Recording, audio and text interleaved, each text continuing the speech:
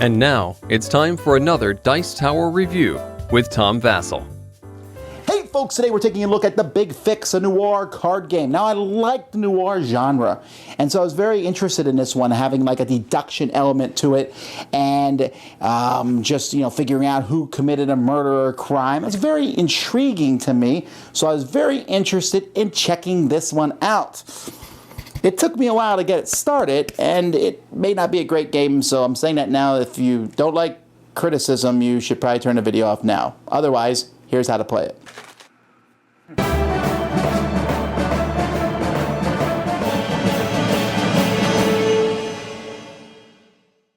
Now, just as an FYI, I'm probably going to get a rule wrong as I explain this because the rules are incredibly convoluted. The rule book is not written really well. It's written out of order, which is super exciting. And if you'll notice, almost all the cards look the same because apparently that's what happens in a criminal investigation. Everything looks the same. Maybe that's thematic. All clues look the same. All right, I'm going to try to get this done before I fall asleep. Anyhow, there are three different types of cards here in this Moxie deck. There's Savvy, there's Gumption, and there's Duplicity. One of them beats the other, which beats the other, and I can't even remember now because there's no rhyme or reason to it. Okay, Duplicity beats Gumption. So you remember that by saying a knife stabs a hat. Gumption beats Savvy. You know that because a hat can cover up a magnifying glass. And Savvy beats Duplicity because before a guy stabs you, you know that you can shine a beam from the sun on him, and I don't know. Anyhow, so what you're going to do over the course of the game is you're trying to score points. And you get point tokens. I'm sorry, there's no point tokens. You have to keep track of them by some unknown way, probably on a piece of paper, I guess. You're going to get point tokens by revealing a trait from somebody else. At the beginning of the game, each player gets a character, and so the character, like, for example, you might be her, and she has different characteristics. She's a slim female, or you might be a heavy female. Yay. I'm sure that's what a slim male or a heavy female, slim, so they have different pictures. And the artwork is okay. I'm sure these are Kickstarter backers. This is an average male, okay? Where's the heavy male? There we go. Okay, so there's me. That's not me. But anyhow, you get a character. You also get a role. This is like your public persona, like you're an entertainer, a cop, politician, PI, consort, etc. And it gives you a special ability that is just not worth reading right now. You also get an agenda. This is your secret role, except 3 of them don't have to be secret.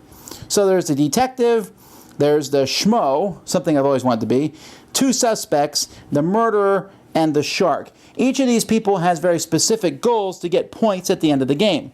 You also have a vice. You might like sex, gambling, or alcohol. And then you have a fingerprint, which is either A, B, C, D, E, or F. So this is all secret, and some of it's secret actually. Your role and your persona are shown for everybody. You're also going to have some clues here in the middle of the table. This is like from a clue pile where there's fingerprint C, body type slim, and body type slim, and then an unknown clue. Woohoo! Okay, well, let's get started on the game. Players will have a handful of cards of these different types. There are 1s, 2s, and a couple 3s and 4s of the 3 different types, which are helpfully all the same color, black.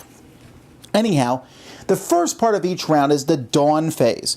And during the dawn phase, everybody can play a card in front of them if they want to, and then we flip them over, and whoever has the highest card of each suit gets a bonus. So you're trying to get the highest card of a suit if you want to. If you have the highest duplicity card, the highest dagger, you can look at someone else's cards equal to the number on your duplicity. So if I play a 2 duplicity, I can look at 2 people's trait cards that are face down. Or I can steal a clue from somebody else if they have one stashed away. Or I can become the mastermind, which lets me break all other ties, which is an incredibly powerful thing. Then whoever wins Gumption, which is a hat, and since I have so many hats, folks, I want you to call me Mr. Gumption from now on. That person takes the top card from the clue deck, they look at it, and they can put it in the evidence zone, which is a different zone than the clue zone. In the evidence zone, whichever one, you put these like stacks. So here's fingerprint D. If there's more fingerprint Ds than any other fingerprint, then whoever has fingerprint D is going to be implicated to be in the crime. They can also put it in their own stash, which you're only going to want to do if there's a murder weapon in the clue deck, and so then you want to keep that if you're some of the rolls. Or you can just, get rid of it. Yeah, bury the clue. I don't want this clue to come out. If you win Savvy, and as we all know, savvy people carry around a magnifying glass, that person can move any clue from here to here to here, or they can just reveal a trait card of another player. But that player has to have participated in the dawn phase. So if you don't want anyone to reveal your traits, you don't have to participate, remember. And of course, really, there's no reason to participate unless you have a 2 or higher card, because the ones are almost always going to lose unless no one else plays one of that type. And how do you know what type other players are going to play? You have no clue. But that's the dawn phase. The game only gets more fun. We now come to the day phase, where players are going to basically bid with cards from their hand to win these clue cards that they can either add to the clue zone or bury them or stick them in their own personal stash. And so you're going to do this, and also whenever you put a clue into the evidence zone that makes a non-tie dominant clue, you get a point. Yay! So anyhow, and also when you reveal someone else's trait, you get a point. Yay! Okay, so anyhow, when you bid, you either bid or fold, you have to beat the previous bid.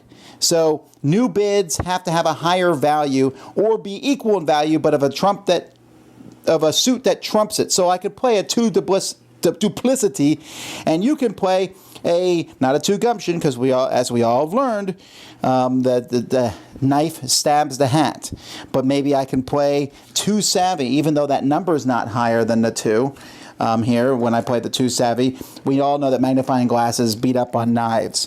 And so you keep going around till everybody folds, except for one person, then that person can do something with the different clues. Then we move to the night phase. In the night phase, you can stick a card in front of yourself again.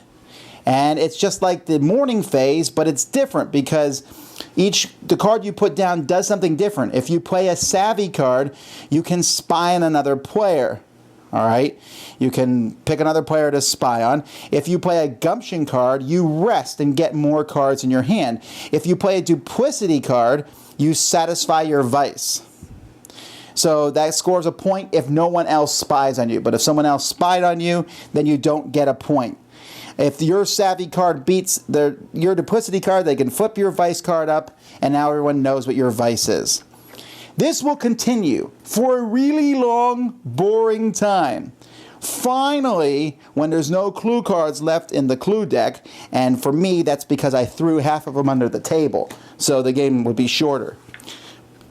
But when there's no more clues in the clue deck, sorry, try to contain myself here.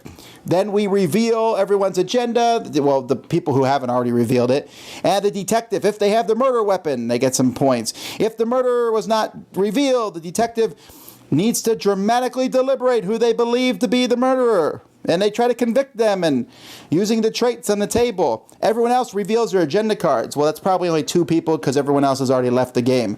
And you add up the points that you've gotten from agenda and stash special clues. And whoever has the most points is the winner, except for the person who owns the game because they have to take it home. This game is absolute dreck. I wish it was better. When I first started looking at the cards, I was like, ooh. I mean, if there's one thing I really like, it's the back of the card here. That's a pretty neat back to the card. It shows all different things, magnifying glasses and guns and bottles and all sorts of things.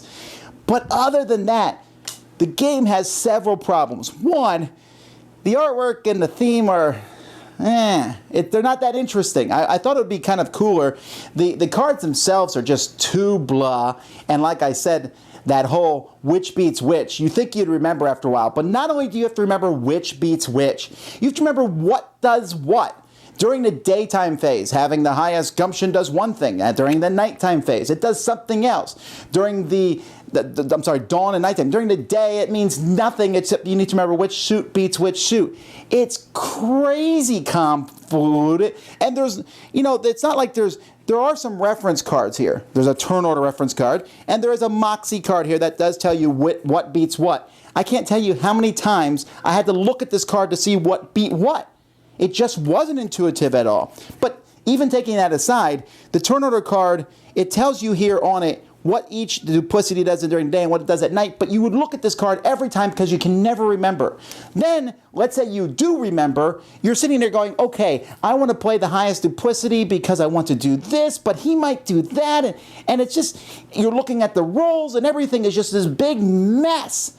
Then not only that, the murderer and all that sounds super exciting, but it's barely there.